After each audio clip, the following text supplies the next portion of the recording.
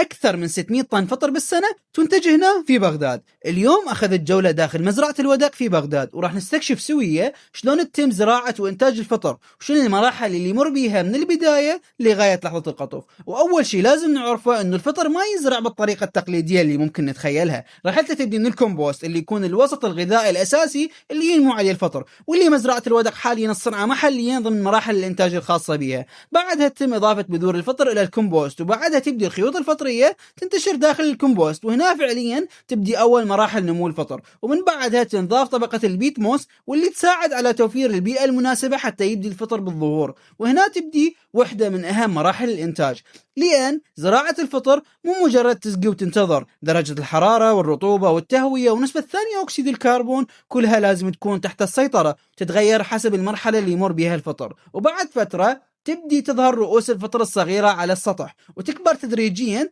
إلى أن توصل للحجم المناسب للقطف. ومزرعة الودق تنتج اليوم الفطر الأبيض والفطر البني بإنتاج سنوي تجاوز 600 طن. واللي شدني خلال الجولة مو بس حجم الإنتاج، وإنما شقد أكو تفاصيل وعناية وسيطرة على كل مرحلة حتى يوصل الفطر فريش وبالجودة المطلوبة للسوق. والأجمل إنه كل هاي المراحل تصير هنا في بغداد ضمن مشروع عراقي قدر يوصل بإنتاجه الأكثر من 600 طن بالسنة.